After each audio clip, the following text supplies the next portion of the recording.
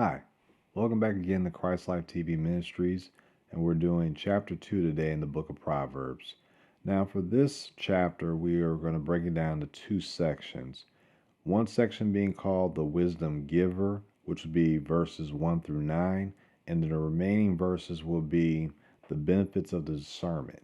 So I'll start by reading the first passage, and then we'll just do a breakdown in each passage to see what we can learn, glean from, and apply prayerfully in our own individual lives as Christians. So here we go. Proverbs chapter 2, starting at verse 1. My son, if you will receive my words and treasure my commands within you, make your ear attentive to wisdom, incline your heart to understanding. For if you cry for discernment, lift your voice for understanding.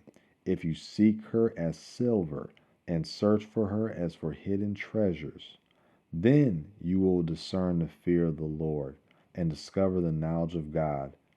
For the Lord gives wisdom, from his mouth come knowledge and understanding. He stores up sound wisdom for the upright. He is a shield to those who walk in integrity, guarding the paths of justice, and he preserves the way of his life. Then you will understand righteousness and justice and equity and every good course. Now, let's start by going back to the first verse. Notice again the setup of how this chapter is based. Once again, between a father and the son, where you see, my son, if you will receive my words, and so forth and so forth. Now, this pattern is going to be seen throughout the book of Proverbs, and in some cases, you'll see where it states sons, referring to more than one, or to those who follow the teachings of King Solomon. However, it's important to also take note that if we are fathers or even for mothers, that we should seek those opportunities to spend time with our children, to impart wisdom to our children.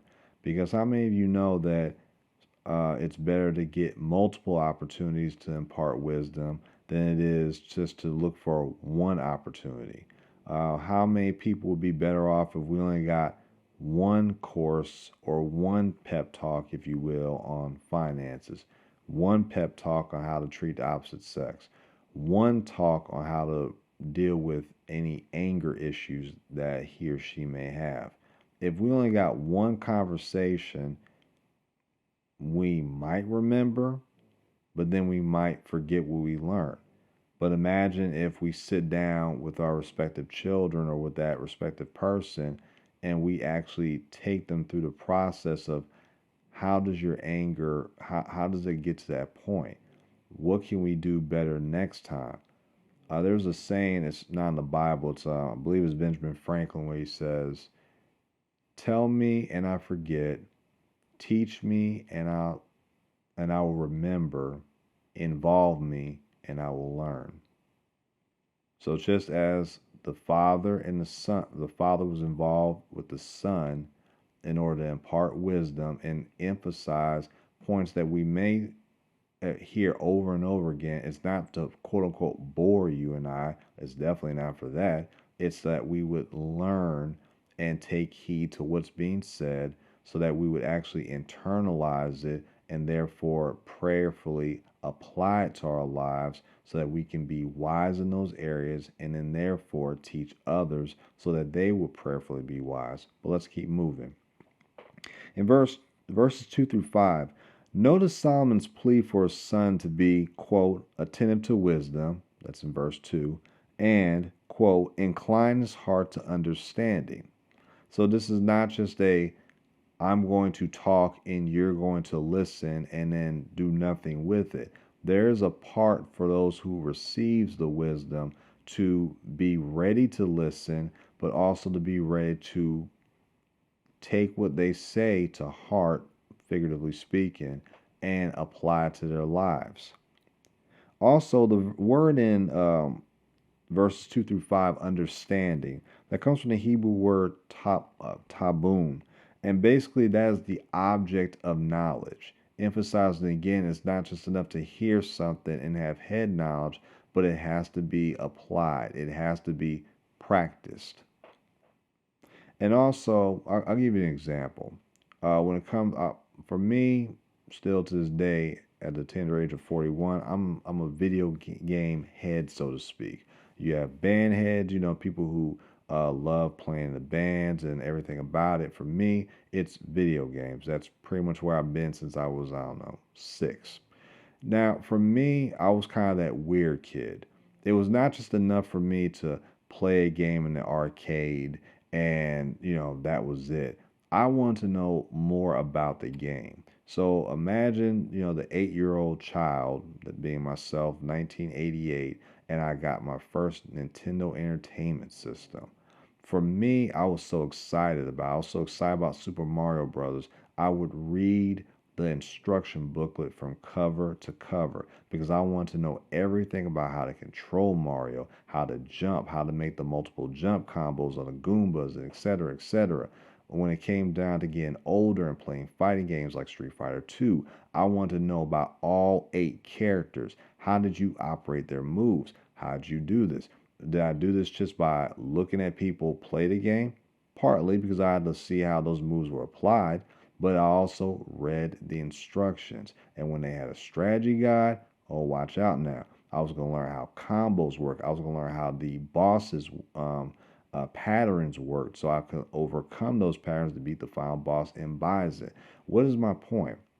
My point is, it was not just enough for me to have the head knowledge of how these moves were operate. I had to know how to apply them. I had to know when to apply them as well. Off topic, and I'll get back onto the Bible. It's not just enough to know how to throw, let's say, Ken and Ryu's fireball if you didn't know that it would be best to throw the fireball when one was knocked down or to use it at the end of a 3-hit combo, but that's a whole different story. Let's get back to the text.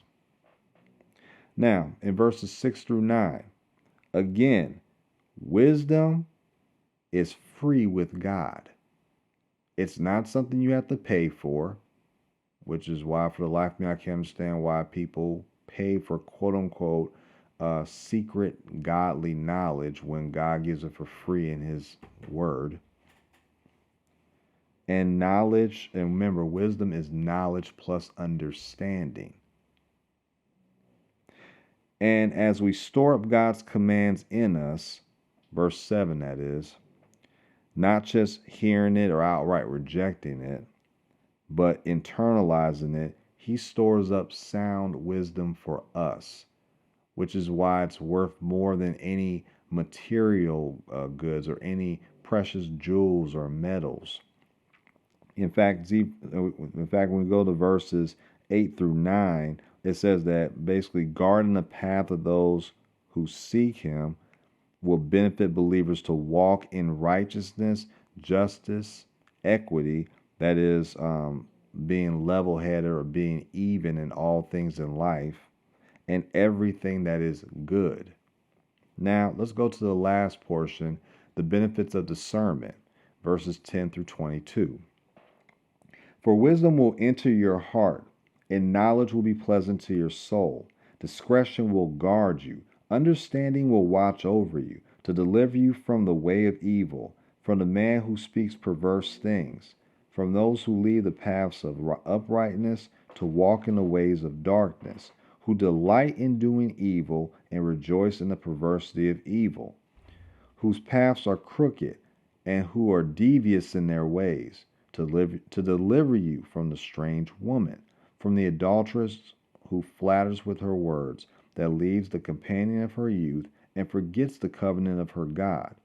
For a house sinks down to death, and her tracks head to the dead. Her tracks lead to the dead. None who go to her return again, nor do they reach the paths of life. So you will walk in the way of good men and keep to the paths of the righteous. For the upright will live in the land, and the blameless will remain in it. But the wicked will be cut off from the land, and the treacherous will be uprooted from it. Now notice verses 10 and 11, wisdom needs to be internalized. Verses 12 through 15. Now here's where we get into a little bit of a detour, if you will, but it's for a purpose. Notice the types of individuals who are going to be described. And I'll just give you a quick overview. 12 through 15 is dealing with the perverse or perverted man. And verses 16 through 19 is dealing with an immoral woman. And just so we're clear, it doesn't discriminate, talking about only the woman and not the man. Because just as King Solomon wanted his son to know the type of man to not follow after or the man to not become, he also gave clear indication of what type of woman he should be on the lookout for or not want to pursue, and he gave reasons why for both. Here we go. Verses 12 through 15 regarding the perverted man.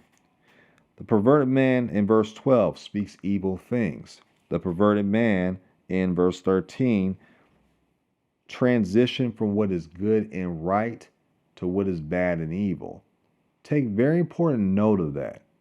This person did not start off on the wrong path. He was actually walking in the way of uprightness and chose to deviate, chose to go off the wrong path. Remember we talked about in the first video how we have choices? These choices can sometimes lead us and corrupt us if we're not careful. Verse 15, just as an important note, the opposite of upright is crooked. Just so when you hear someone talk about crooked ways, there's nothing right about that. Don't ever think evil is good. Now, actually, I forgot one more thing. It's very important. In verse 14, not only does this individual commit evil, he enjoys what he does. So yes, the saying that sin is fun, sometimes pleasurable, yes, according to verse 14. But what about the evil outcome that comes with that? Now on to the perverted, not perverted, the immoral woman. Sometimes she's called the, actually they're called the immoral woman. So verses 16 through 19, the strange woman, the word for strange in the Hebrew, zur, which is used to describe a harlot or a prostitute. This woman learned to manipulate with her words, verses 16. In other words, she knows how to kick game in order to manipulate a person to get what she wants or to get a certain outcome. One who disregards the marriage and its covenant and the seriousness of it, verse 17. Also, to pursue this type of woman is self-destructive, verses 18 and 19. Notice that the man who goes to her or goes into her house, do you understand what that's saying? She is a married woman. She's already ditched the covenant that she has with her husband and with God ultimately, and she's bringing other men who are not her, who she's not married to, into her house. That's why it says that those who go in this way lead to death. And we see these situations, unfortunately, all the time, to where when we look it up, we can see where spends the night over a woman's house and ends up dead. Or he wakes up and he finds that a gun is in his face because the husband came home early.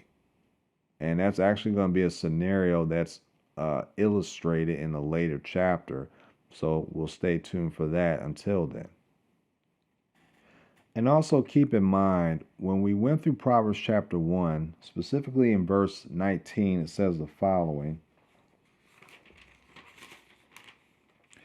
It says, "So are the ways of everyone who gains by violence. It takes away the life of its possessors." Now, this was talking about people using violence to make financial gain for themselves or for a group of people. But the same can be applied to those who follow in this game of lust, of adultery. What happens if you keep seeking after that type of immoral woman, all for the sake of getting what you want? Self-destruction. In the case of chapter 1, it ended the person's life or persons' lives. In chapter 2, it could also mean the end of a person's life, the woman and the man involved. but it can also mean the destruction of a marriage, of families. Imagine how many tears or not tears like T-A-R-E, but T-E-A-Rs, how many splits would occur. If there's kids involved, imagine how that affects the kids. But more importantly, should it be done just because we don't want to break the respective spouse's heart or the child or children's fault? More importantly, we should do this because we don't want to break God's heart. Because God establishes the marriage, therefore we should do our best, Lord willing, and staying on our face and submitting to Him to keep in line with the marriage. Because all it takes, like it said, showed in the for the perverse man, I believe it was in verse 14, to deviate from the path. And if we don't ponder the ways that we're going, that path that we was once the beaten, the straight and narrow, tends to get a little bit wider, a little bit easier. And then before you know it, you went off the beaten path to something else. Verses 20 through 22. Now one day there will be a separation of the upright and the crooked or the wicked. The question is, which side are we going to be on when that separation comes? Even in the New Testament, there's depictions of this separation. Matthew 25 talks about the separation between the sheep and the goats. Sheep being his, the goats are not his. The separation of the wheat and the tares. Wheat being those that were planted by God, tares those that are planted by the enemy. Question is, what will we be in the end? The choice, in one sense, is yours. Because if you're hearing this message, please choose not to be a tare. Please choose not to be a goat. Follow the good shepherd. Follow the only true shepherd, Jesus Christ. Now, on a final note, I do want to reach out to the New Testament, and I want to look at a passage that I've thought about in light of the rebellion that we saw in the description of the perverse man and immoral woman, and that's in Romans chapter 1. And I want you to notice that when we read through this passage, I want you to see the similitude of ones who got off the straight and narrow road and went to what is broad and destructive. You can see that in Proverbs 2, verse 13. But you'll hear about when we read through Romans chapter 1. You'll also see that they developed ungodly characteristics and approved what is ungodly. And not only did they approve of it, they knew what the end result of this ungodly behavior was, but they still endorsed it anyway. So let me get over to Romans chapter 1, starting at verse 28 and ending in verse 32. And just as they did not see fit to acknowledge God any longer, God gave them over to a depraved mind to do those things which are not proper, being filled with all unrighteousness, wickedness, greed, evil, full of envy, murder, strife, deceit, malice. They are gossips, slanderers, haters of God, insolent, arrogant, boastful, inventors of evil, disobedient to parents, without understanding, untrustworthy, unloving, unmerciful. And although they know the ordinance of God, that those who practice such things are worthy of death, they not only do the same, but also give hearty approval to those who practice them. It's the ultimate prison. People who, first of all, verse 28, they don't acknowledge God any longer, which means at some point they reject Him totally. Or nowadays, I used to be a Christian. That's what you hear sometimes. I used to be a Christian, but I'm no longer a Christian. Or I used to be a Christian, but now I'm just more spiritual. That's the more popular phrase nowadays. but then their character becomes more and more perverted and corrupt. And by the way, it's not just sexual sin. That's one of the biggest tricks of thinking, oh, well, it's talking about homosexuality and lesbianism. Yes, it is in the earlier part of this chapter. But notice those behaviors that we're talking about doesn't all deal with sexuality. Disobedient to parents, that's not per se talking about sexual perversion. That's just outright rebellion. If you could rebel against the God who created male and female, what makes you think you're not going to rebel against your parents, who are supposed to be ambassadors or examples, like God the Father, your earthly father, if your father is in your life, or the mother being the nurturer, just as wisdom is ascribed as a woman, personified as a woman, excuse me. It's real easy to buck at authority if you don't respect the authority who's over all. But ultimately, those who do such things know the penalty is death. However, they will still do it disregarding God. And not only will they do it and disregard God, but they will applaud people who follow their footsteps. Help us to not be partakers of what is wicked. Help us to not fold into the peer pressures of doing those things because we don't want to be rejected by man. Let us be rejected by man if it means following Christ wholeheartedly, if it means being wise according to what God's standards of wisdom is and not worldly standards of wisdom, because the world's acknowledgments, those things will pass away. But what we do for Christ, that is what's truly going to last. And until next time, we'll be looking at part 3 real soon.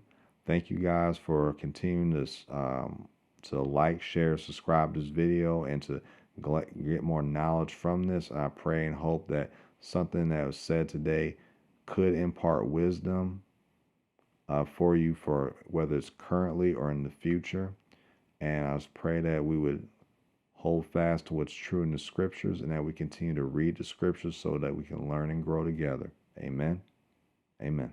I'm living that Christ life, that right life, that holy life, a God-fearing life, because I want to have eternal life.